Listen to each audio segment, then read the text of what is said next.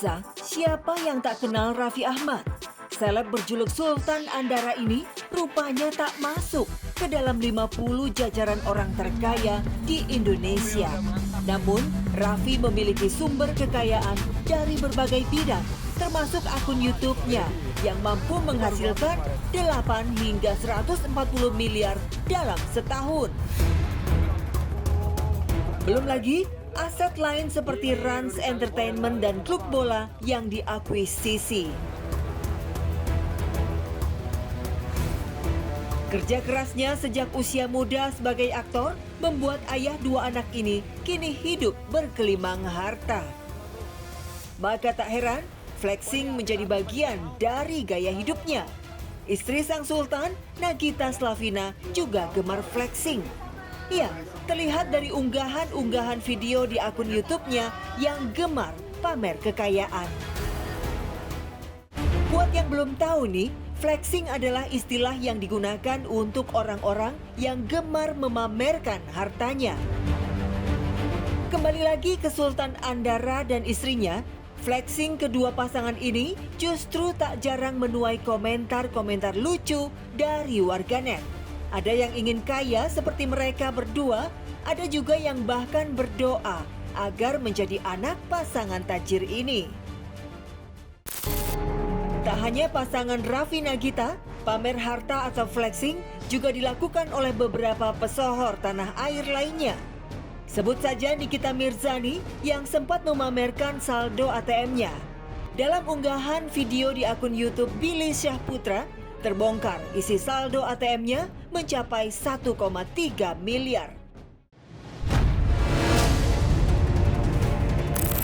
Bahkan Barbie Kumalasari juga pernah mengikuti tren ini dengan saldo ATM yang mencapai 3 miliar rupiah. Ada juga warga Pati, Jawa Tengah yang membuat heboh netizen lantaran membeli 3 unit kendaraan mewah sebagai hadiah untuk anak-anak dan keponakannya.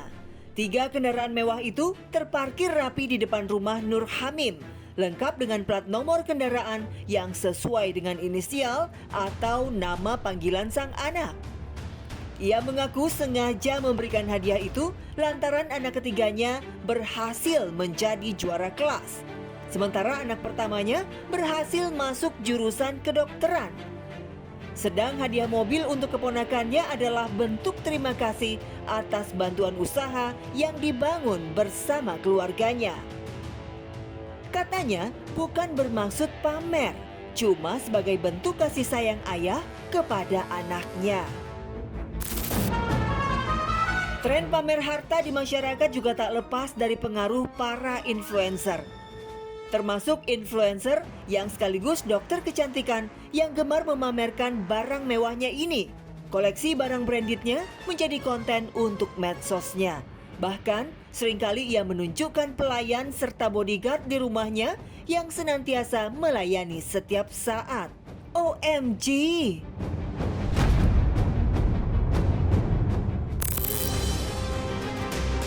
Sama halnya dengan influencer cantik asal Aceh yang sempat bikin geger karena belanja ditemani 9 bodyguardnya. Dari laman media sosialnya, tentu warganet sudah bisa melihat gaya hidupnya yang high class dengan tampilan busana yang menarik perhatian. Tak jarang, dia pun memamerkan liburannya di tempat-tempat mewah yang membuat warganet iri. Menurut saya terlalu berlebihan ya Mbak. Di zaman sekarang lagi sulit. Seharusnya ya kalau mau pamer harta lihat tempat dulu lah. Seharusnya kita mengerti bagaimana kondisi saat ini. Iya sih, jadi kayak ada keirian ya, udah umur segitu, sedangkan mungkin umur kita lebih daripada dia, tapi kita gini-gini aja kayak gitu. Iya bener banget Ya kan? Jadi bikin orang iri aja. Iri, iya padahal mereka juga belum tahu itu uangnya juga dari mana ya kan. Jadi obsesi jadinya, pengen kayak jadi mereka kan kayak gitu. Padahal Belum tentu kemampuannya juga sama kayak gitu. Kalau menurut saya sih orang pamer harta itu sebenarnya nggak ada manfaatnya ya, malah justru bisa menimbulkan keirian atau ria malah ke orang lain sih sebenarnya. Apalagi banyak banget orang yang terkena dampak negatif dari selebriti atau influencer yang pamer harta sih sebenarnya. Orang-orang yang mungkin nggak punya harta jadi punya impian yang aneh-aneh gitu.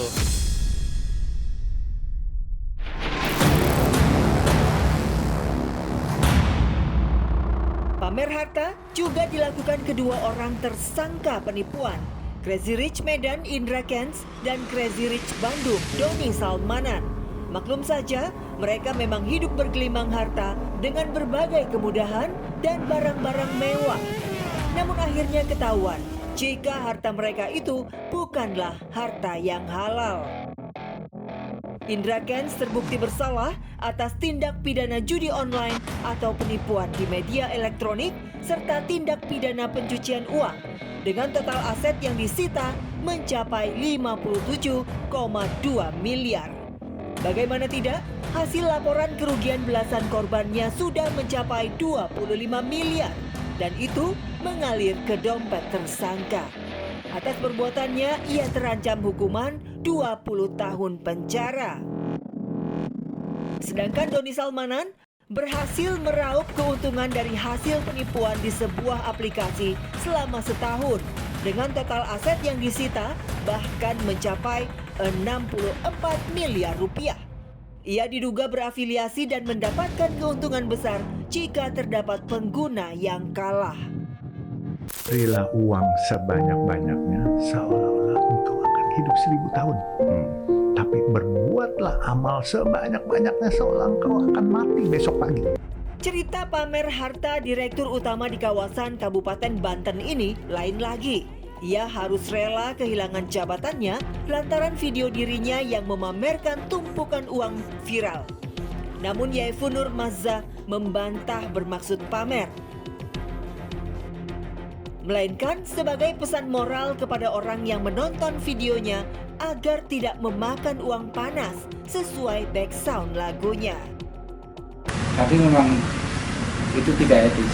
Tapi secara legal, saya jamin insya Allah, aku yakin saya nggak ada aspek legalitas normatif yang saya langgar. Tapi etika memang sama itu.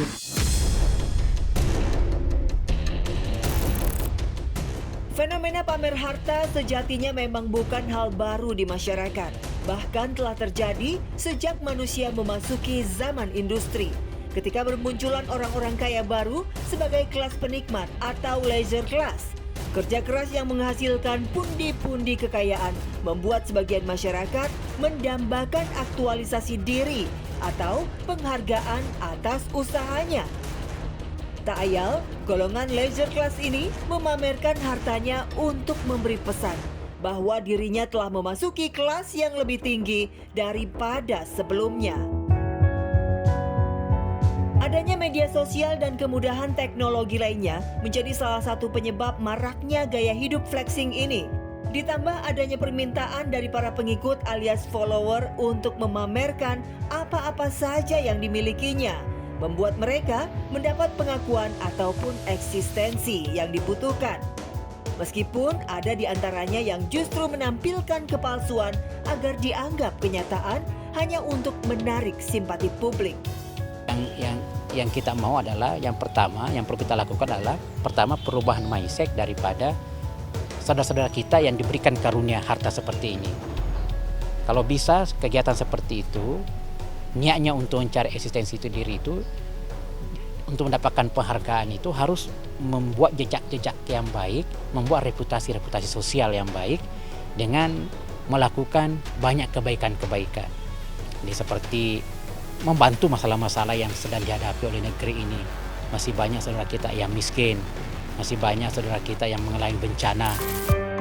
Iya, jangan sampai flexing atau pamer harta malah mendorong kita untuk berperilaku konsumtif atau bahkan sampai melakukan kejahatan demi mendapatkan pengakuan. Apalagi ketika masyarakat mempunyai mindset kaya instan gara-gara pamer harta. Semua punya panggung untuk menjadikan dirinya eksis begitu.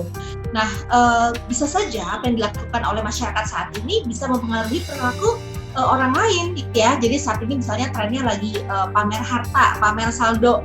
Nah, bisa saja hal ini menjadi imitasi dari masyarakat untuk diikuti gitu. Jadi kita ada yang namanya perilaku imitating atau imitating behavior, di mana kita mengikuti apa yang terjadi di lingkungan untuk menjadikan diri kita eksis, ikut tren gitu ya. Gaya hidup flexing sejatinya bisa saja menjadi nilai yang baik bagi masyarakat atau bahkan menjadi motivasi bagi sebagian masyarakat untuk bekerja lebih keras. Namun, semua kembali pada individu masing-masing. Pastinya, pamer harta nyata-nyata terjadi di semua lapisan masyarakat. Pamer harta merupakan ego manusia yang ingin diakui, dan hal ini tentunya sah-sah saja, asalkan masih dalam batasan. Jangan sampai flexing melukai hati orang lain yang kekurangan, apalagi di masa pandemi ini. Bukan hal yang aneh jika sebagian masyarakat kesulitan untuk mencari rezeki.